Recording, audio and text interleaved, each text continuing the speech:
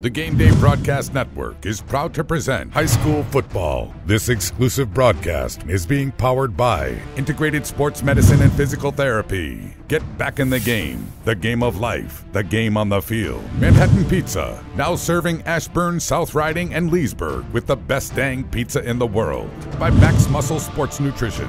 Max Muscle, partners in health. By Online Mental Trainer, Optimal Thinking, Champion Results. Visit ReadWriteTechnology.com. Verizon Wireless, the exclusive wireless network of the Gameday Broadcast Network. Gameday All Access. Become a Gameday MVP member today and never miss another big game. Phenom Strength and Conditioning, where athletes train to exceed expectations. Now, let's join the broadcast crew live and worldwide on the Gameday Broadcast Network.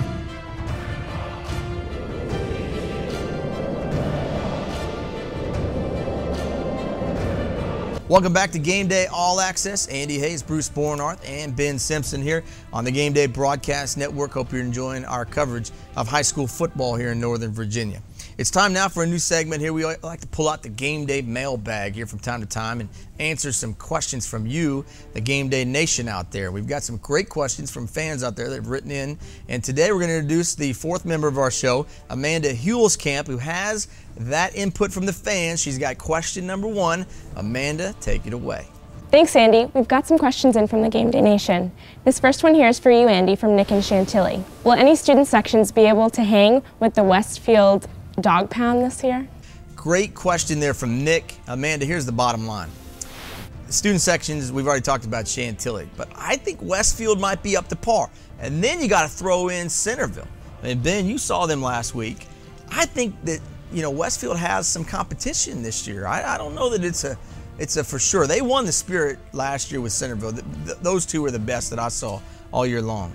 But I don't know about it this year. I think the Dog Pound has some things to prove. Bruce, you want to chime in on this? What do you think?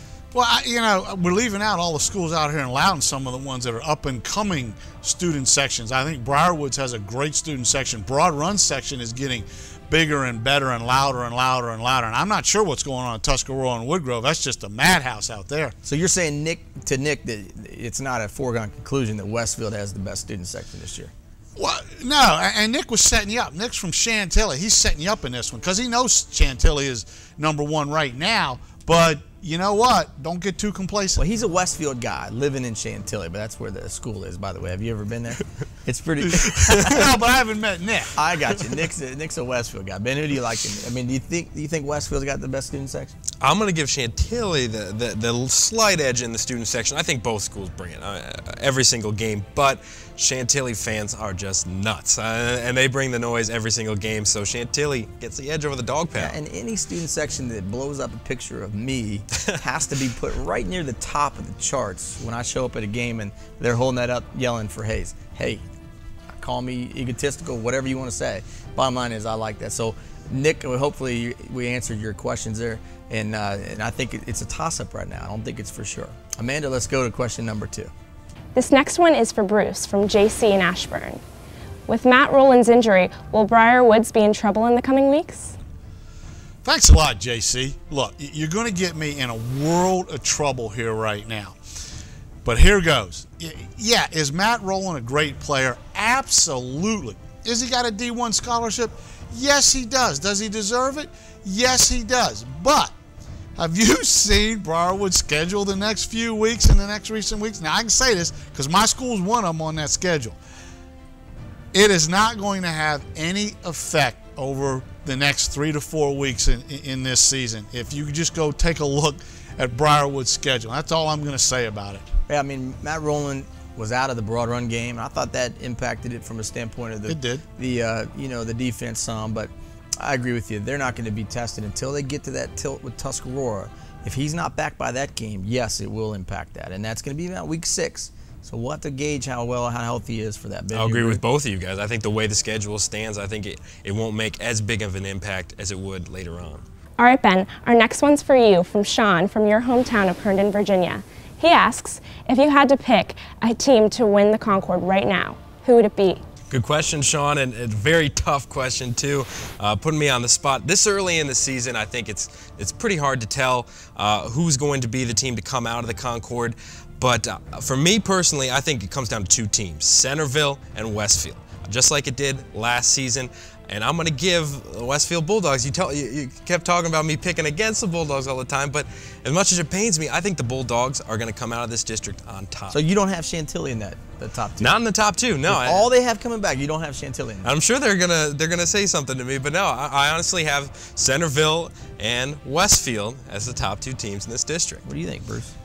I think I'm going to shock a lot of people out there. I have been a Charger faithful and on that Charger bandwagon, beating the drum for years, ever since the state championship run, and actually the season prior to that, or the state championship game run. They didn't win the state championship that year.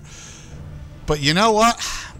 Ben did it with me in the picks all along. He stole my thunder. I got to agree with him. I think it's Westfield this year.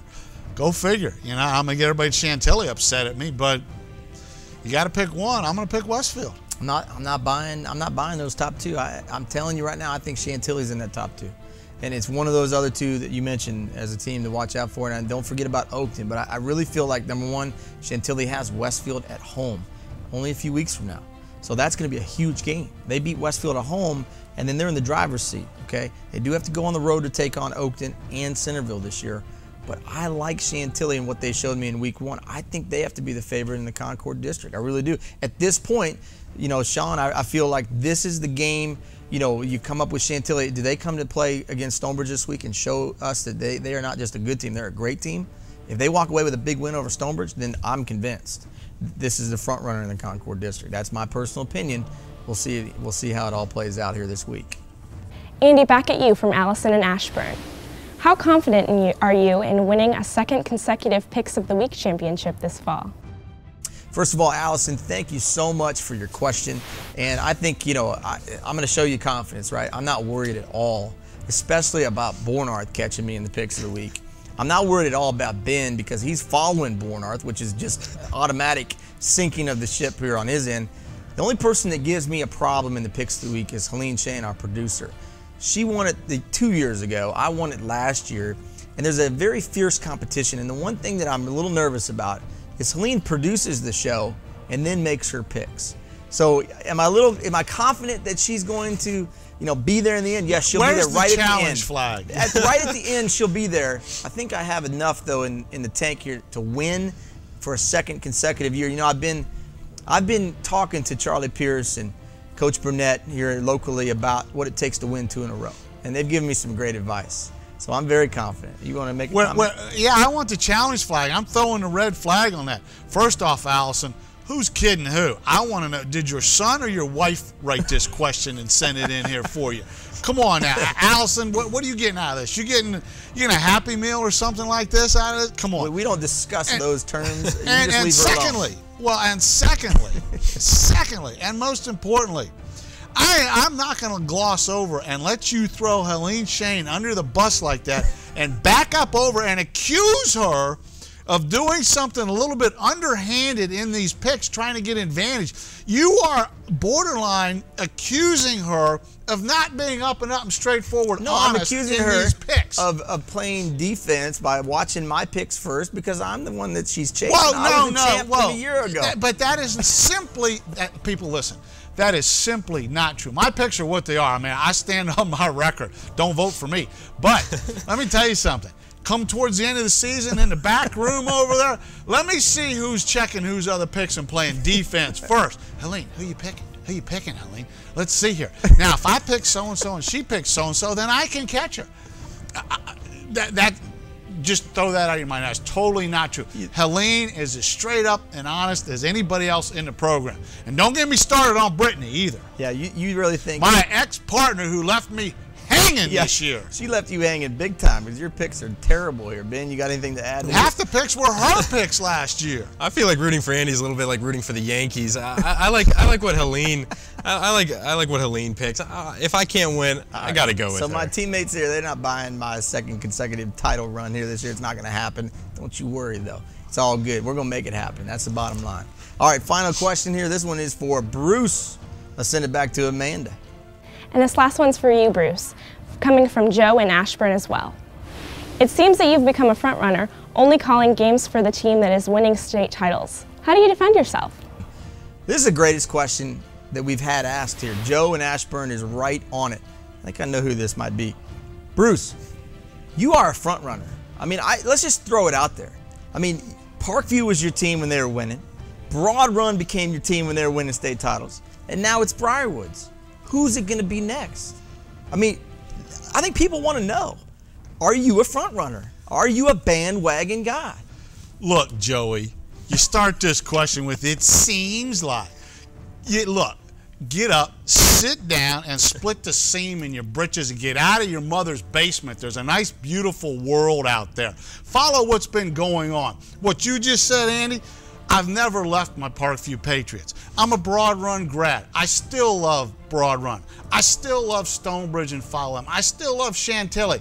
But it just so happens when you got the crews that you have doing the Broad Run games, I got kicked out. No, you got Murphy and you taking over the Broad Run game. If I'm a Briarwoods guy, how come I didn't do the play-by-play last week in the Broad Run Briarwoods game? No, I get the boot right out of there. Just so happens that Briarwoods is a team that I've been following and was assigned to cover the last couple of years. Besides that, I defy anybody out there in this whole area, press box from Maine to Florida, to give me better food than what we get at Briarwoods and get handled by AD Jerry Carter there and the McSorene twins. Honestly, that's all it comes down to, is just the food. If you want Bruce to come to your press box, just feed him really well, and he'll be there every week. It's that simple. But yes, he is a front runner, Joe. No doubt about it. If Briarwood starts to tank it here, he'll be on to a new team next year. Could be Tuscarora, could be Battlefield. Ben, hear me out. There's a progression here. Who's winning state titles? That's Bruce's. That's my team. I want to go there every week, Hayes. Come on, man. That's the truth. Now I'm in trouble here. Now I'm in trouble here. I still love my Patriots. I tell you, come on, where have they been going? Exactly. See what the recent facts don't lie. He proved his point. All right. Thank you, Amanda, for all your great help back there. And before we get going, though, we have a couple Twitter questions out there. You ready? And our Twitter handle is @GBNMobile. So let's go ahead and call this one out here. @VA Recruiter asks us just how good this Lake Braddock football team is in 2012. Ben, you saw him firsthand. I'll let you answer. Well, that is a great question. I think Caleb Henderson is a terrific quarterback. We saw, even though they lost to Centerville, there was a lot of good things to come out of this game. I think Henderson will lead them to, again, a contention for another region title. All right, so there's your answer, VA Recruiter on Twitter. And then @WayTooSalty ask us, what is the hardest school to go into and come out with a win because of the 12th man, the student section? We kind of talked about this a little bit, but Bruce, hardest one, hardest environment to go get a win. First off, do I have Twitter? No, you don't have Twitter. I don't get to tweet? You don't tweet. And we can't get Tweety Bird and we just got there? We just got you voicemail on your cell phone. Okay. Let's take baby steps. All right, let's take that. It's two different answers there. If you'd have stopped that question and said, what's the toughest school to play in, and not had that part because of the student section, throw the student section out. I'll answer that one in a second. But the toughest place to play without the student section, far away in my opinion, is Stonebridge. No doubt about it.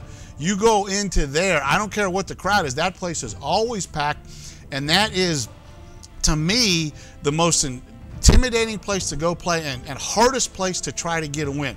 Another great place is Sharando, but Sharando's not quite as tough to go in and get a win as it is in Stonebridge. You throw in the student section and it becomes almost a grab bag, because it's not really. Chantilly, we say so far, has the best student section, but I don't necessarily know that makes it that tough a place to play.